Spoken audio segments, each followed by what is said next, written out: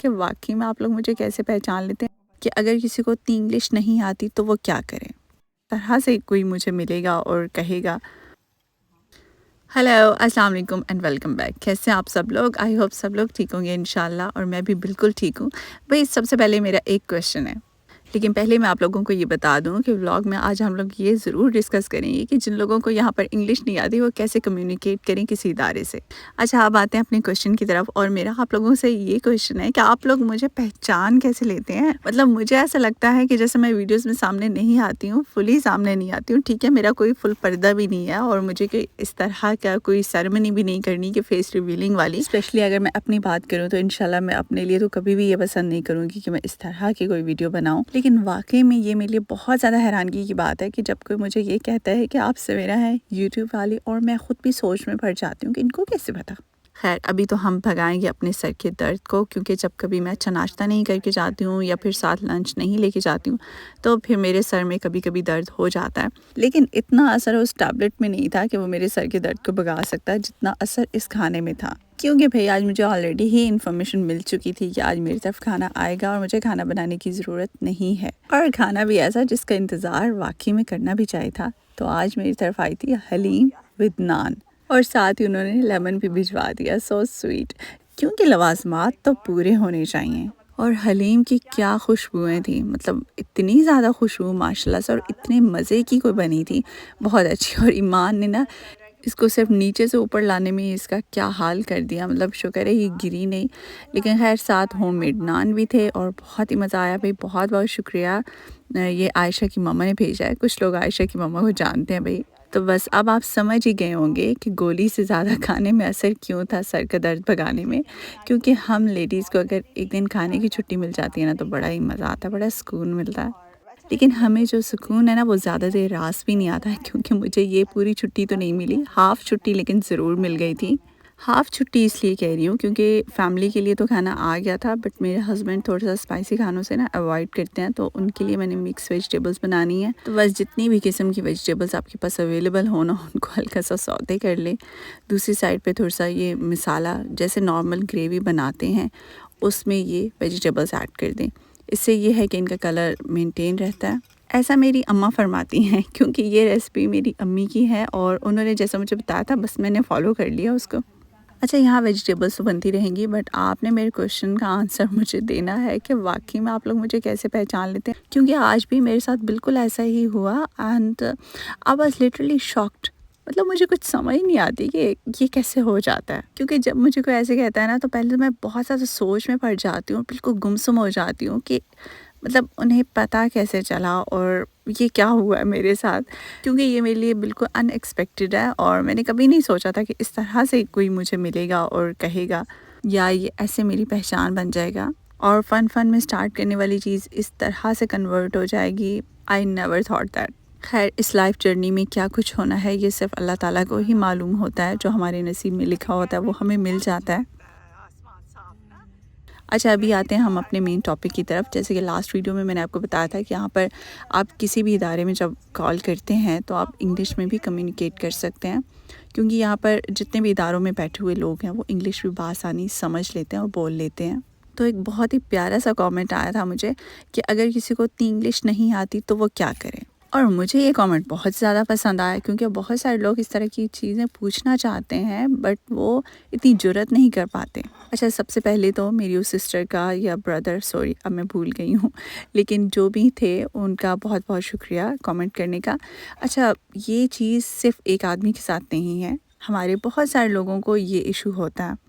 अगर आपकी इंग्लिश मेरी इंग्लिश की तरह टूट फूट का शिकार है तो परेशान होने की ज़रूरत नहीं है, इसका भी हल मौजूद है और कोई ना कोई तो हल निकल ही आता है हर चीज़ का। सबसे पहले तो मेरे पाकिस्तानियों को घबराना नहीं है। अच्छा, अब आते हैं मेन मसले की तरफ। हमारे बहुत सारे पाकिस्तानी बहन भाई ऐसे हैं कि हम लोग इंग्लिश समझ लेते हैं बट फ्लुएंसी नहीं है हमारी लैंग्वेज में, हम किसी को अपनी चीज़ समझा नहीं सकते। क्योंकि मसला तो यही है कि आप कैसे एक्सप्लेन करें। सबसे पहले तो आपको किसी जगह पर भी जब आप फ़ोन करेंगे या कोई भी, आपको पहले अपना मसला बयान करना पड़ेगा, तो आप कैसे करें। तो उसका बहुत आसान सा हल है कि आप भी अपने साथ कोई ना कोई ट्रांसलेटर हायर कर लें। आई नो हर जगह पे ट्रांसलेटर्स हायर नहीं हो सकते हैं। फ़ोन पे बात करनी है, बात समझानी है तो बहुत आसान है भाई, गूगल ट्रांसलेटर। जी, आप टेक्नोलॉजी का सहारा लेंगे, कोई ऐसे वैसे हम लोग थोड़ी हैं। जी, ये रहा आपका ख़ादिम जो कि हर वक़्त आपको हर ज़बान में ट्रांसलेट करके देगा। अच्छा, जब तक मैं पाकिस्तान में थी तो मुझे कभी इसकी ज़रूरत नहीं पड़ी थी, तो हम लोगों को कोई पता नहीं था, बस मुझे तो नहीं पता था। जब यहाँ पर आई तो ही ज़रूरत पड़ी, और ज़रूरत तो ईजाद की माँ होती है, बस आपको फिर अपने मसाइल का हल खुद ही निकालना पड़ता है। अच्छा, इस गूगल ट्रांसलेटर में फ़ीचर्स बहुत अच्छे-अच्छे हैं। कैमरा का ऑप्शन है, मतलब आप कहीं पे वो कैमरा का ऑप्शन ऑन करके रखें, तो अगर स्वीडिश लिखी हुई है तो आप उसको जिस भी लैंग्वेज में कन्वर्ट करना चाहें वो ट्रांसलेट कर देगा। अच्छा, साथ ही लिखने का भी ऑप्शन है। इसमें पेंसिल का भी एक ऑप्शन है, मुझे बहुत टाइम तक नहीं पता था, बहुत बाद में जाके पता चला कि आप इस तरह से लिख भी सकते हैं। तो जो लोग हमारी औरतें हैं जो कि सिर्फ़ उर्दू ही लिखना जानती हैं, तो वो उर्दू में राइटिंग करके और उसको भी ट्रांसलेट कर सकती हैं। तो कहने का मकसद ये है कि जब आपको कहीं न कहीं पे इंग्लिश अगर सिर्फ बोलनी है तो आप अपने सेंटेंसेस पहले कुछ बना लें, क्योंकि इस ट्रांसलेटर में हिस्ट्री का भी एक ऑप्शन होता है। आप अपने पास वो सेंटेंसेस सेव कर लें, और समझने में तो अगर आप अगले बंदे से यहाँ पर कहेंगे ना कि आप थोड़ा-सा आहिस्ता बोलें, तो वो आहिस्ता भी बोल लेंगे।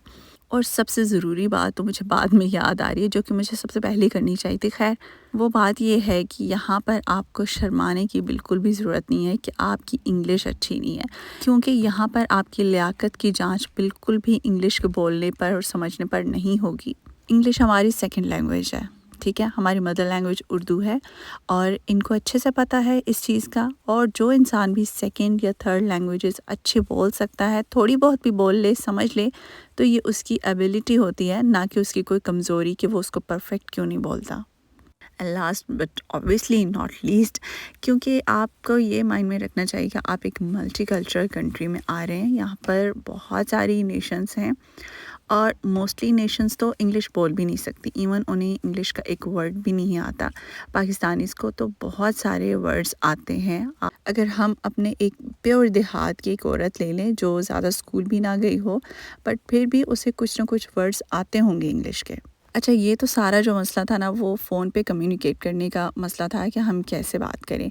अगर आपके यहाँ पर किसी इदारे के साथ मीटिंग है, कुछ भी टीचर्स पेरेंट्स मीटिंग है या समथिंग एल्स, तो यहाँ पर वो तो कोई टेंशन नहीं है, क्योंकि ट्रांसलेटर यहाँ पर बिल्कुल फ्री मिलते हैं। इवन ये आपका राइट होता है कि आप ये वाली चीज़ अवेल कर सकते हैं।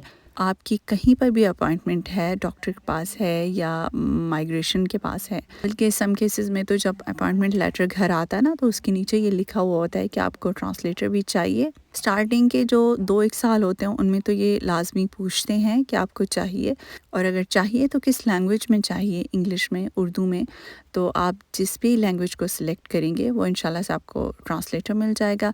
तो मेरे ख़्याल में अब बहुत सारे लोगों का मसला तो हल हो गया होगा, कम से कम कुछ का तो हो गया होगा, कुछ ना कुछ नया आइडिया मिल गया होगा। अच्छा भई, ये वाला जो खाना है वो सिर्फ़ आई ने खाना है, मतलब मैंने खाना है भई। आप लोगों की इंग्लिश इतनी वीक हो गई है, मुझे पता नहीं था, और मुझे लगता है कि मुझे तो हंगामी तौर पर इंटरप्रेटर की ज़रूरत है। वैसे ना आज सच में मैंने अपने लिए ये खाना प्रेज़ेंट किया है, और मैंने अकेले नहीं खाना था खाना, तो बस आज पता नहीं क्या हुआ ना कि दिल किया अपने आप को थोड़ी-सी ज़्यादा इज़्ज़त देने का, तो बस फिर क्या, अच्छे काम में देर नहीं करनी चाहिए। अच्छा, ये सारे कबाब मैंने एयर फ्राई में बनाए थे ग्रिल के ऑप्शन पे, और जब ये बन गए थे तो इसके ऊपर हल्का सा बटर लगा दिया था, तो बहुत अच्छे से बन गए थे, सॉफ्ट। और डिनर के बाद हमेशा मेरा लैपटॉप का टाइम होता है, और आज मुझे सीएसएन अप्लाई करना था। सीएसएन क्या होता है, यहाँ पर जब आप स्टडी करते हैं तो जो उसके पैसे मिलते हैं उसको सीएसएन कहते हैं। तो खैर जी, वो मैंने अप्लाई किया, थोड़ा सा स्कूल का काम किया, और ये होती है मेरी स्कूल डेज़ की रूटीन। ये था आज का व्लॉग, और हंसते रहें, मुस्कुराते रहें। अल्लाह हाफिज़, बाय बाय।